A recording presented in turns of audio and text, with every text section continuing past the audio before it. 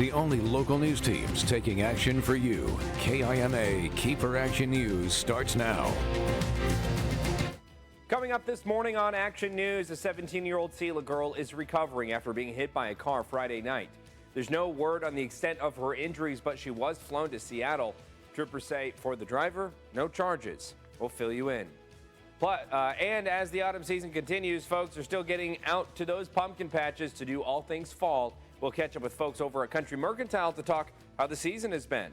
We'll have that story and more coming up as you start your day with us right here on Action News. Good Wednesday morning, everybody. I'm Dave Furtado. And I'm meteorologist Jefferson Donovan. And Jefferson, it was a gorgeous day yesterday. Yeah. Lovely skies. There was barely clouds in the sky, at least by the time I went out on a run, just maybe some wispy ones. Sure. So what can we expect today? Is that another copy and paste kind of day?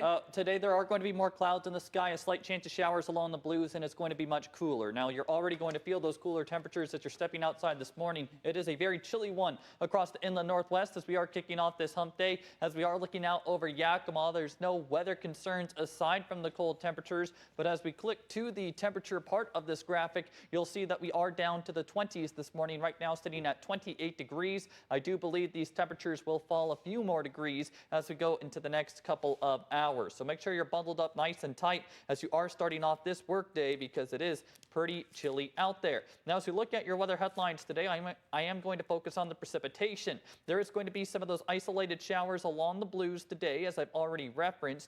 After today, we're going to see a dry and cool end of the work week. Thursday and Friday should be dry, but temperatures are going to be down to the mid-50s for daytime highs. And then as we do progress towards the weekend, we are going to be looking at some shower chances in the forecast. Raindrops are possible on both Saturday and Sunday, although temperatures do moderate a bit. We'll talk about all three of these weather headlines in greater depth coming up. Thanks, Jefferson. We begin this morning in Benton County. A 22-year-old is dead, and her 19-year-old sister has been charged for her death. According to court documents, the 19-year-old was behind the wheel when she crashed Sunday night south of Prosser, ejecting her sister. The 22-year-old was pronounced dead at the scene and the driver was taken to the hospital by paramedics. Deputies say they and hospital staff could smell intoxicants coming from her. She's since been booked into the Benton County Jail for vehicular homicide and for taking a car without permission. A 17-year-old Selah girl is being treated at a Seattle hospital after getting hit by a car Friday night. State troopers say the girl was crossing North 1st Street in Selah just after 7 p.m. during the start of the East Valley Selah football game near Carl Graf Stadium when she was hit by a Honda Accord. She was first taken to Multicare Memorial Hospital and then flown to Harborview Medical Center in Seattle. Troopers say the driver who hit her was not impaired, and since she was crossing outside of a crosswalk, no charges have been filed. A Natchez man is facing vehicular assault charges after being accused of causing a crash that severely injured his passenger Monday night. State troopers say the 35-year-old driver was westbound on Highway 12, 6 miles west of Natchez, when he lost control on a curve and rolled down an embankment. His passenger suffered a severe broken leg and was life-flighted to Multicare Yakima Memorial. The driver was treated for minor injuries, and troopers say the 35-year-old admitted to them that he had been drinking alcohol and using marijuana before the crash. He's now facing charges of vehicular assault and causing substantial bodily harm to another. Switching gears this morning, the Richland Police Department is once again hosting a drug take-back event for you to get rid of unwanted or expired drugs. It's happening this Saturday at the Richland Police Station from 10 in the morning until 2 in the afternoon. You're welcome to drive through with your unneeded meds to help prevent them from being misused. Yakima Valley College and the Washington State Healthcare Authority are trying to help students and community members get involved with the behavioral health field. There's currently a behavioral health provider shortage, and yesterday's forum was a way to connect students and community members with professionals who can help them find out more about the field. Washington State has one behavioral health worker for every 360 people, with an even lower ratio in Yakima County. The community urgently needs more behavioral health professionals, especially those who are bilingual. Educational leaders say limited access to providers fluent in other languages is a significant barrier to care. If we want to grow people in our communities, grow providers in our communities, we have to bring education to them.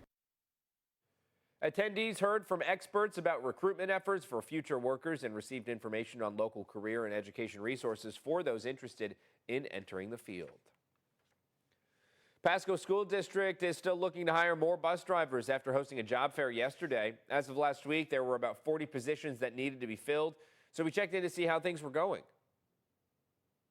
So today we've had so far about 20 candidates come through, which has just been amazing. And as far as how other events have come in the past, this has been probably about on par for that, and maybe a little bit more than what we've been expecting so early in the day. So we're pretty excited. With about 20 more positions needing to be filled, anyone who's had a driver's license for more than 5 years with a relatively clean record is encouraged to apply. The district will hold another bus driver hiring event in the coming months. And it is the season for all things pumpkin, and pumpkin patches are still open through the end of the month. Middleton Farms and the Country Mercantile are two of the big ones here in the Tri-Cities. Over at Country Mercantile's Harvest Festival in Pasco, they have more than 10 different varieties of pumpkins to pick from. Employees tell us kids from every school district are taking field trips to enjoy the festival. It is our 28th annual pumpkin patch, so we've been getting busier. It's a lot of fun for the kids especially. You can find a giant corn maze. There's a lot of carnival rides for the kids. We also have a lot of carnival food in our big red barn. It's just that it's a tradition for a lot of people, or you can start your tradition.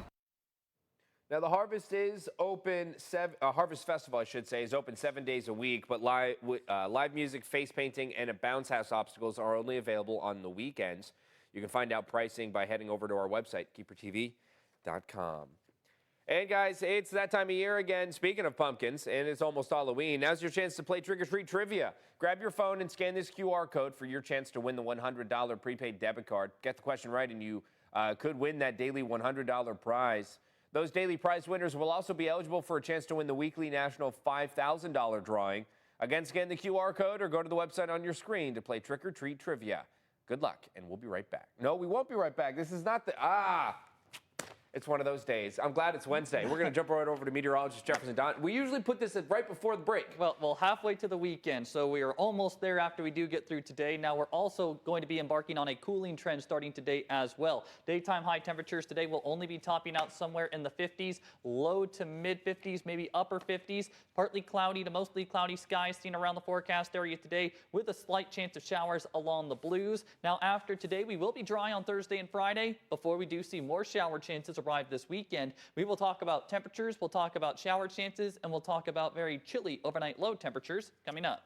Thanks, Jefferson. The time now is 5:08. Coming up on KEPR KIMA this morning, changes may be coming to Sunnyside's interpreting services for their city council meetings, specifically the transcription service that works with Zoom, I should say. The new option, an AI product that also has a Spanish version. We'll tell you about it after the break. But later in the show, top stories that are local state stories making national headlines also. It's a teenage suspect who was in court yesterday after 5 family members were murdered on the west side. Police are investigating it as a domestic violence event, and they expect a long investigation. We do have to take that quick break. Stay with us. The show's just getting started this hour, and we have more news and weather on the docket.